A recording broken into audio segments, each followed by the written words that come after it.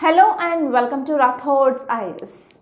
Today in this session, we are going to see current affairs of 30th March 2024.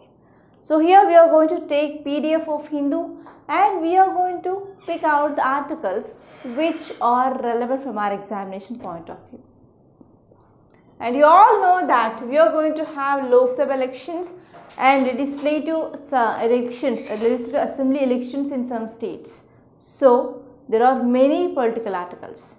If you spend time on that political articles, you will get nothing. So don't waste your time on reading such political articles. Only articles which are relevant from our examination point of view, we are going to see in this analysis. So this is front page of Hindu and we are going to see like page wise which are the articles important, and we are going to see like what are the dimensions, and we are going to connect a topic with different subjects also. And one more thing I want to announce here is we Rathods IS Academy, we came with offline, and offline branch is located in Hyderabad in Ashok Nagar. So we are going to start this offline foundation course for 2025. So admissions are going on, only few seats are remaining, okay, and the batch size is only 70 students per batch. So if you want to take this offline, so please be hurry up. So come to office and take admission. Okay. And we are also going to provide you the online prelims cum mains foundation for 2025 and 2026. And the unique features of this online and offline batch is we are covering syllabus 100%.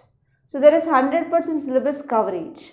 And apart from that, so we are going to discuss the topics from basic to advanced level and special focus on current affairs, mains answer writing practice, and as well as we are going to provide you the one-to-one mentorship sessions and detailed timetable. Everything will be given from A to Z what you require to crack this UPSC. So for any queries, you can call me on this number 8074765513, and even this WhatsApp number you can text me on WhatsApp also. Clear? And now let us see the front page, and there are two important articles from our examination point of view. So first one is, you can see one interesting image. So this image is about Dal Lake. So whenever you are seeing any lake, you can expect a mains and prelims based question.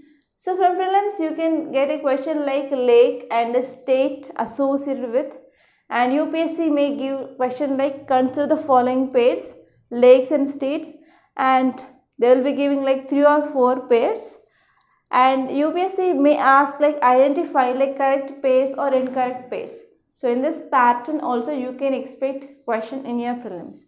And mains point of view, so the problem that we are seeing here is drying up of lakes.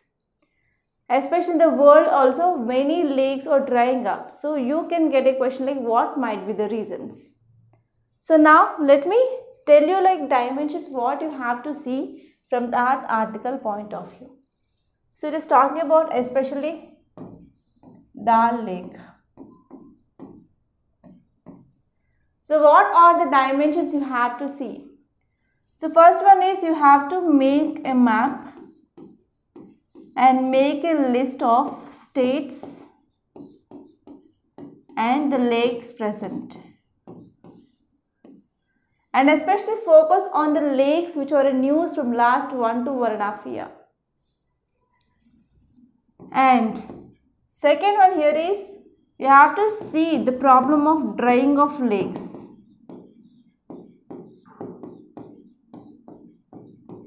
You have to collect examples from India and as well as in the world also. In 2019 prelims there was question regarding this lake drying up in the world. And you have to see like what are the problems, what are the causes, and what can be the measures taken. What measures can be taken. Right, so this is about this Dal Lake. And especially from Dal Lake point of view, you have to see some important features. And you have to focus on even islands present in this Dal Lake. And this topic is important from GS paper 1 under geography, this component. And this component is important from GS paper 3 under environment and ecology. Clear? Yes. And even we can also connect this topic with GS paper 3 under economy.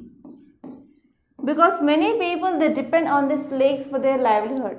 So if the drying up of lakes is happening, means that is affecting the livelihood of people, and it is also affecting the overall economy of the country. So because of this, we can connect this topic with economy. And even what will be the social impact.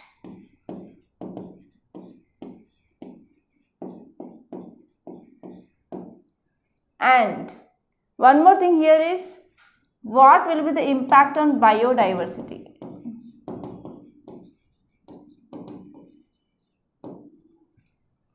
So these are some important dimensions that you can think from this article point of view. And now let us see next topic, and we are going to see the notes of these two topics together. Next topic is discussed peace formula with India, says Ukraine foreign minister. Okay, so Ukraine foreign minister, he is on 2-day visit to India. Okay, so I will tell you like story what is going on. So what has happened and what is happening. So this article we can connect with Russia-Ukraine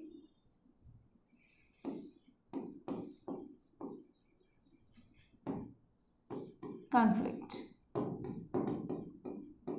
So this topic is related to Russia-Ukraine conflict. This topic is important from GS paper 2 under international relations. Correct? So now let us see the dimensions. Russia is attacking Ukraine. Why? Why? Because Ukraine wants to join NATO. Okay, so NATO is led by US. So I will tell you story. We will go back to 1960s. So let us go back to 1960s. So in this 1960s, what was this period called as? This period was called as Cold War era. So this period was called as a Cold War era. And at that time, two power blocks they formed. One block by USA and one block by USSR. So USA and its allies, they formed one military group or alliance that is called as NATO, North Atlantic Treaty Organization. And to counter this, USSR and its allies, they formed Warsaw Pact.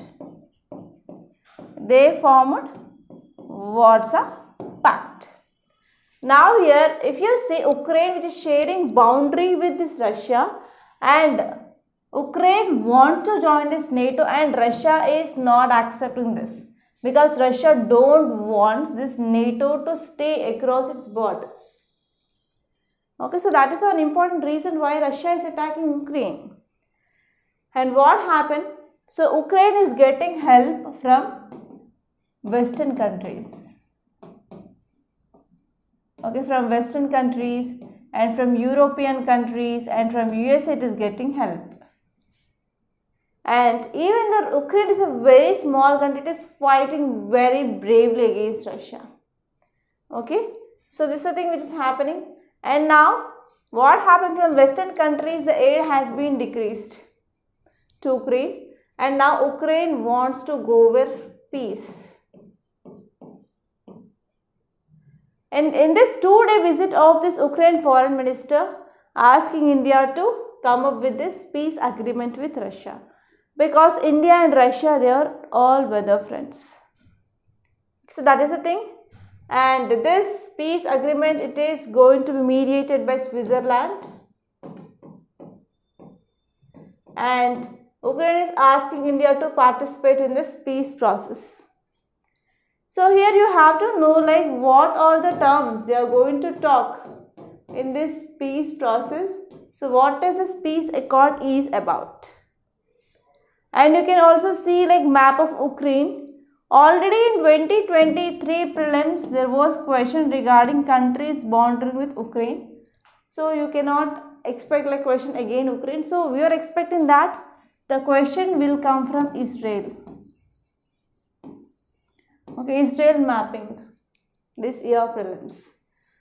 So now let us see these two articles together, and this second article is very important from your international relations. Yes, if you see why this peace formula is in news or peace agreement, because India and Ukraine both discussed a peace formula for conflict between Russia and Ukraine. Okay, for conflict between Russia and Ukraine, so they talked about this peace formula. So your foreign minister of Ukraine said in conclusion of official exchanges. So in this 2-day visit, he said that India need to participate in this peace formula which is mediated by Switzerland. So your foreign minister who has 2-day visit to India, he met with our affairs minister and described the Russian campaign against Ukraine as full-scale war. Okay, also urging for energizing India-Ukraine relations with new projects. And actually India is all-time friend of Russia. So Ukraine now needs friendship of India also to solve this issue and to come up with the peace formula with Russia. And because of this, Ukraine which is want to improve relations with India with the new projects. So this is the thing which mainly said. And if you see the map, so this is map of Ukraine. So this orange color part is Ukraine. So let us see which are the countries bordering this Ukraine. So this part is Russia. Here we have Belarus, Poland, Slovakia, Hungary, Romania and Moldova. So these are the countries which are sharing boundary with Ukraine. Clear? And now let us see some important points. Ukraine president has secured Switzerland's agreement to host a global peace summit, and this summit is focusing on resolving of issue between Russia and Ukraine. And Switzerland is known for its neutrality and past mediation roles, and here Switzerland, it will facilitate talks to find the resolution between this Russia and Ukraine. So because of this, Switzerland is selected. And if we are talking about the key points regarding this peace formula, so first one here is Zelensky expressed openness to all nations endorsing Ukraine's sovereignty. Especially Ukraine wants the presence of global south. Okay, Ukraine wants the presence of global south to showcase worldwide opposition to Russian aggression. And this one is summit logistic. There is no specific details regarding summit's date or location in Switzerland. And Zelensky was in Switzerland for World Economic Forum in Davos and potentially meeting Chinese premier and other world leaders. So actually he is going to meet other leaders and he wants other countries to be participated in this peace summit. So this is about this front page first article, and next article it is about Dal Lake, and just we are going to see some facts regarding this Dal Lake. So where is located? This Dal Lake is located in Srinagar, so which is the summer capital of Jammu and Kashmir. So it is surrounded by Pir Panjal mountains. It is very important fact. So this Dal Lake is surrounded by Pir Panjal mountains. And this Dal Lake, it is integral to tourism and recreation in Kashmir because it is named as Jewel in the Crown of Kashmir. Okay, or Srinagar's jewel. So this Dal Lake which spread across the area of around 26 square kilometers and is the second largest lake in Jammu and Kashmir. So please let me know which is the first largest lake in Jammu and Kashmir. And this one is the shoreline of the lake is about 15.5 kilometers and it is encompassed by boulevard lined in with Mughal era gardens, parks, houseboats and hotels. So because it is a tourist place, so these are the facilities that we are getting if we are going to this Dal Lake. And during winter season, temperature will be reaching even minus degrees, and especially freezing of lake which happens. And this lake, which is part of natural wetland, which covers around 21.1 square kilometers, and it is very much famous for these floating gardens. Okay, so those floating gardens are called as Rad in Kashmir. Okay, so this Rad in Kashmiri, so which is nothing but the blossoms which happens with the lotus flowers, especially in the month of July and August. And the wetland is divided by causeways into 4 basins. So we have Gagri Bal, Lokut Dal, Bod Dal and Nagin. So we're talking about islands in this Dal. Like we have like 3 islands. 2 of them marked as with beautiful chinar trees. So the island is located on this Lakut Dal is known as Rope Lunk. Rope Lunk is also called as Silver Island. So it is having the like majestic chinar trees, and at the 4 corners, because of this, is called as Char Chinari. That means 4 chinars. And the second chinar island is known as Son Lunk, that is also called as Gold Island. It is located on this Bod Dal. And this one is Dal Lake is also very much popular for this floating market, is also called as Rad, where vendors have their own shikaras and approach tourists. So these are some important facts regarding this Dal Lake. And now let us move on to our Hindu back. And there is nothing much important in our today's city page, and today is Saturday. Okay. So there is no text and context, no opinion page. So you can complete this newspaper within a very less time. And most of the articles here are political articles. Yes, here you can see one important topic, that is bank accounts cannot be frozen under UAPA without satisfaction that funds are being used for banned outfits, says Madras High Court. So actually if you see here, so bank accounts cannot be frozen under this Unlawful Activities Prevention Act of 1967 unless Centre conducts an inquiry and arrives at a subjective satisfaction that funds in those accounts having they are used or intended to use for the banned activities. So here this article is very important because it is talking about UAPA, that is Unlawful Activities Prevention Act. For example, arms trafficking, drugs trafficking, terrorism, etc. Those will come under this unlawful activities, right? So here to prevent this unlawful activities, we have this Unlawful Activities Prevention Act. So under this act, we can go for freezing of bank accounts. Okay, but now what this Madras High Court is saying that, so if you know that accounts or the money in that account which is used for illegal activities, if there is proof, then only we can go for freezing of this bank accounts. So here you have to know like some dimensions. What is this Unlawful Activities Prevention Act? What is the need of this act? And what are the advantages and disadvantages? So these are the dimensions that you have to see, and this topic is important from GS paper 3 under internal security. Under internal security, this is very important.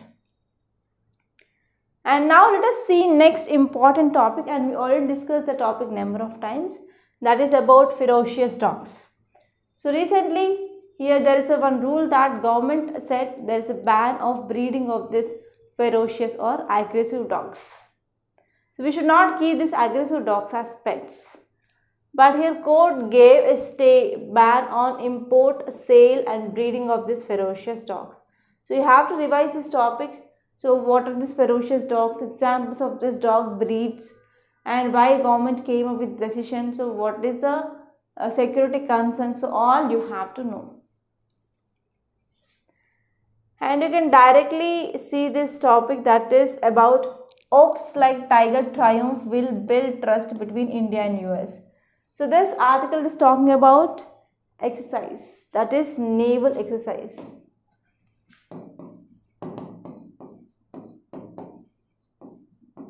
So it is bilateral naval exercise between India and US. So this name is Tiger Triumph.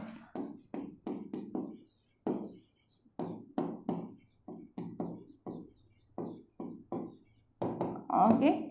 So whenever any exercise that you are seeing in news, so in these exercises normally we have three types of exercises: army exercises, naval exercises, and air force exercises. You have to see between which and which country is the first point, and second one is whether it is bilateral or multilateral, and third one is whether it is military or naval or air force exercise. So there is a high chance of getting question from this area in your prelims. And if you move on in this editorial page, so this article, it is talking about especially electoral bonds. Okay, and even it is talking about funding of political parties. So we are not going to see which party, everything. So some of the areas are like political articles. I don't want to create any environment regarding bias towards any political party here. So if you have time, you can go through this article. And this topic, it is about human street dog conflict. So here you can see like case study may appear.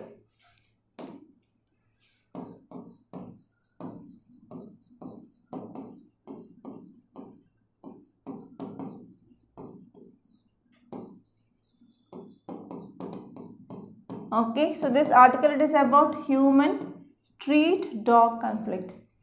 So I want to share my personal experience. Actually, when I was like child, so I and my sister, so we went to nearby shop, not in my house, in my grandmother's house. That is very rural area. So that time two dogs, they ran after us. I don't know why.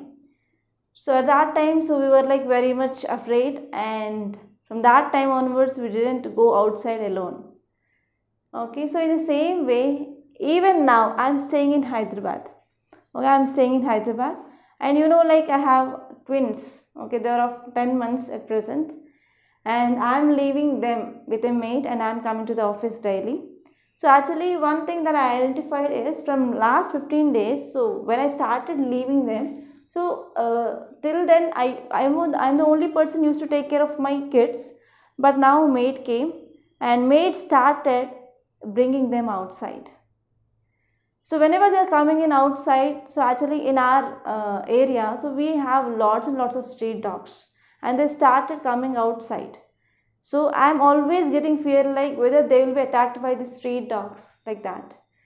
So in the same way, many parents, they have this issue like whenever they are sending their children outside for like playing purpose or to bring anything from the nearby shop and to make them self-awareness with the society. So the street dogs, they are attacking, and I saw many CC camera footages and many videos in YouTube that like killing of small children by the street dogs. Street dogs are attacking the children because they are not having the proper food.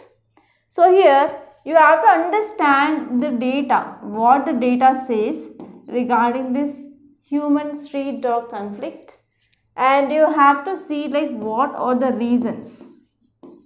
What are the reasons for the increasing of this human street dog conflict, and you have to see like what are the measures can be taken, and you have to see what is the role of municipality. Okay, what is the role of municipality?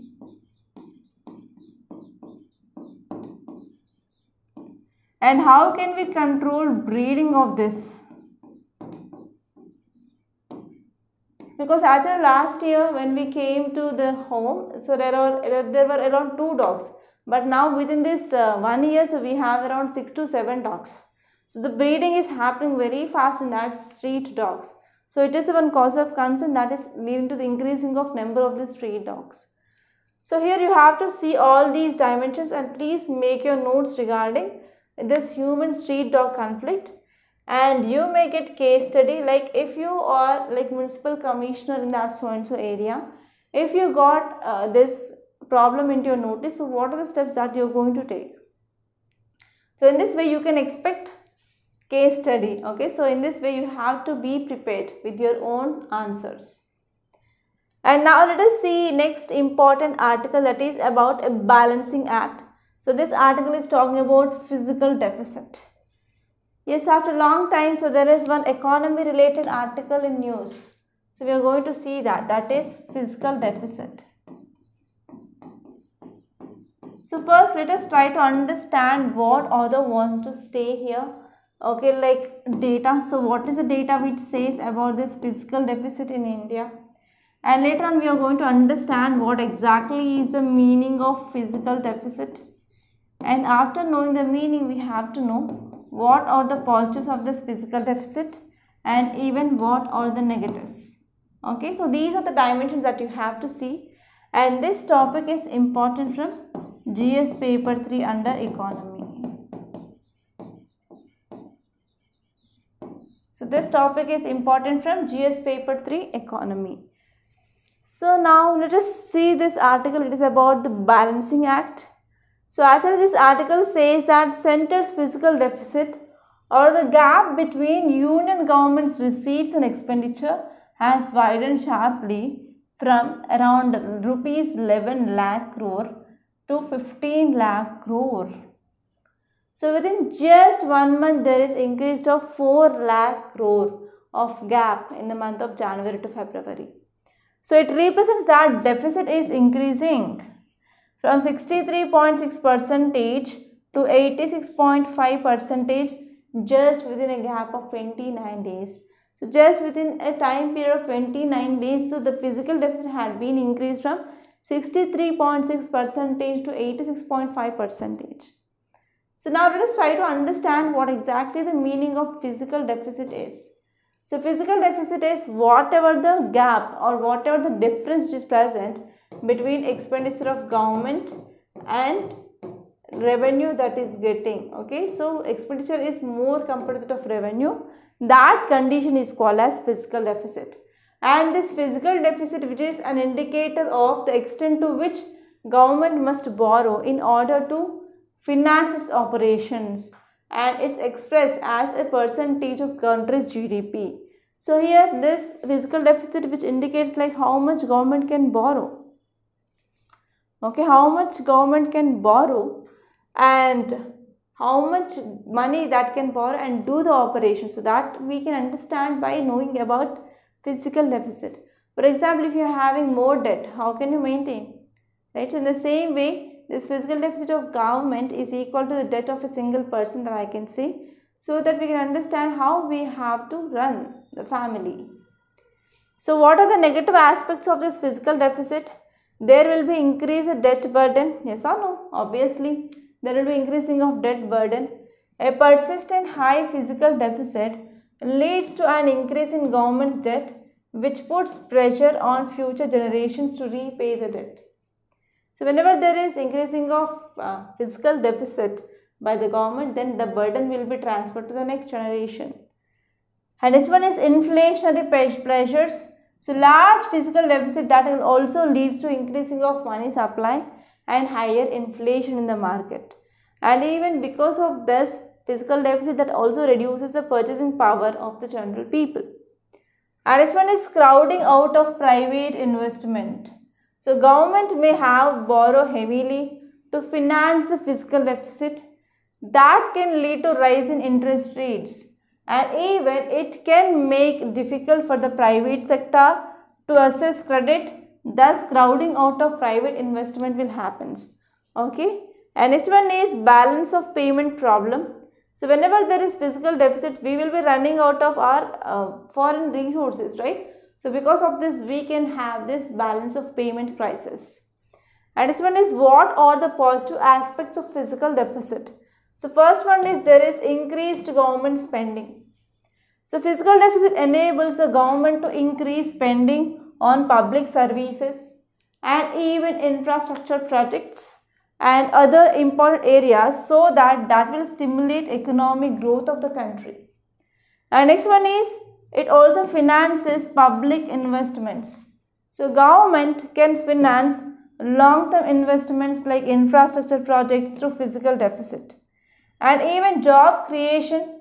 So whenever there is increasing of government spending, that will also leads to like job creation that can help to reduce unemployment and as well as increases the standard of living. And this is about this topic, and now let us move on to next article. It is about flight from fatigue. So recently DGCA came up with some guidelines, okay, guidelines regarding flight duty time limitations, okay, flight duty time limitations. So we have to see like what is this DGCA, so what are these new norms and what is the need, why we came up with that new things, okay, new norms. So that is very important from your GS paper 2 under governance, which is important from your mains. So now let us see this topic in detail. So if you are talking about this article, why it is in news, recently DGC, that is Directorate General of Civil Aviation, recently mandated new regulations on flight duty time regulations for all airlines, and is going to be come into effect from June 1st onwards. So this move of DGCA, that is Directorate General of Civil Aviation, to introduce changes to flight duty time limitations, that would have been a much needed regulatory step, because it is going to address air industry issue of fatigue in professional and scientific manner. So especially to decrease the fatigue in professional and scientific manner, yes, DGCA came up with these compulsory guidelines for flight duty time limitations. So what are these norms here? So these norms involves like 4 important things. So first one is longer rest period. Now weekly rest periods have been increased to 48 hours from 36 hours. So weekly, so the persons, they have to take the rest who are working in these airlines of minimum 48 hours, okay, in a week. And there are short night duty hours also, and less landings. Night landings will be limited to 2 against 6. So there are, earlier we can go for 6 night landings, but now we have to go for only 2 night landings. And mandated quarterly fatigue reports by airlines. So airlines, they have to give this fatigue reports for sure. So these are the 4 new norms came up with this DGCA. And what is the need of these new norms? So there is increasing of workload. So India is one of the world's fastest growing aviation markets. So your country's major airports are becoming dangerously congested. So because of this, we need these type of new norms. And next one is pilot fatigue. So due to ultra competitive and low margin business, pilots, they claim that the most airlines ignore their complaints of fatigue. So here, because of these new rules, that will prevent the problem, so that they can increase the safety of these pilots. And next one is India has one of the world's poorest records of this flight management regulations. So because of these new norms, now we are closely aligned with the global standards.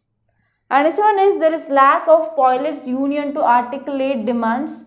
So except for formally government owned Air India, no airline has a pilots union to negotiate these issues with managements.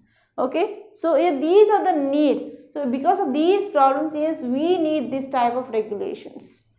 And if you're talking about the mains question, that is, India is one of the world's fastest growing aviation markets. This has necessitated reforms regarding flight duty time limitations, so pilots can function in the right manner. Analyze DGCA steps in this regard. Okay, so this is about what are the regulations came up by this DGCA recently. So try to write answer for this question. And now let us go back to our Hindu. So you can leave this ground zero, it is not at all important. And even the news page also, most of the articles are political articles, you can simply leave them. And I found only one article which is relevant, I will show you that. Yes, here you can see Indian Navy seizes hijacked Iranian vessel, rescues crew. So here Iranian fishing vessel, that is Al-Kamba, which has been bordered by 9 armored pirates. And finally, Indian Navy seized that hijacked Iranian vessel, and finally it rescued the crew. So here Indian Navy ships, that is Sumedha, Trishul, intercepted and freed a hijacked Iranian fishing vessel, that is Al-Kamba, after forcing pirates to surrender. And more than 12 hours of intense coercive tactical measures as per standard operating procedures they followed, and finally they rescued this. So here you have to know about what is this Operation Sankalp. Okay, so this article is related to Operation Sankalp. What is this? So it is regarding rescuing of hijacked vessels in Indian Ocean region because of increasing of piracy in this region. And next article is government extends validity of FCRA registrations of NGOs till June 30. So here you have to focus on one important keyword, that is Foreign Contribution Regulation Act. So you have to see what is this act. So you know that we are having number of NGOs, non-governmental organizations. So these NGOs, if they have to run, yes, they need funds.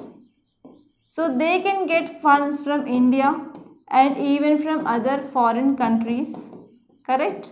So if they want to get the funds from the foreign countries, they have to be registered with this FCRA. Then only these NGOs are allowed to take this foreign funds.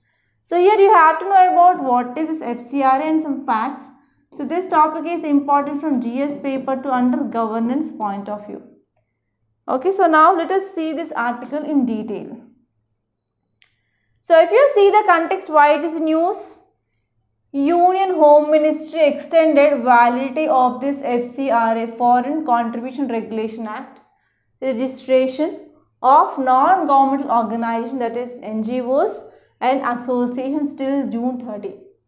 Okay, Union Home Ministry extended validity of FCRA registration for these NGOs, okay, that is till June 30th. So registrations of many NGOs, they are up for renewal since September 2020. So registration mandatory for receiving of foreign contributions or foreign funds, and we can go for renewal for every 5 years. So what does this FCRA Act is about? FCRA, it is the law enacted by Parliament, and why? To regulate foreign contributions, especially whenever the foreigners are contributing to the NGOs. So their influence is seen in that NGOs, and sometimes it will be like NGOs and their foreigners contribution, that will be also impacting the political system of our country. To control this law which is enacted by the Parliament to regulate the foreign contributions provided by certain individuals and association to NGOs and other within India. And the act in its consolidating form was originally passed in 1976, and even that had been modified in 2010. And this act, which aims to prevent foreign organizations from influencing electoral politics, society, political issues, and even economy or religious discussions in India for wrong purposes or activities determined to the political interest or public interest. Okay, so to stop all these things, so we have this act to prevent foreign organizations from influencing these areas. And this act, which falls under the purview of Ministry of Home Affairs. So these are the very important things that you have to know from this article point of view. And now let us go back to our Hindu and let us see if there are any articles which are relevant.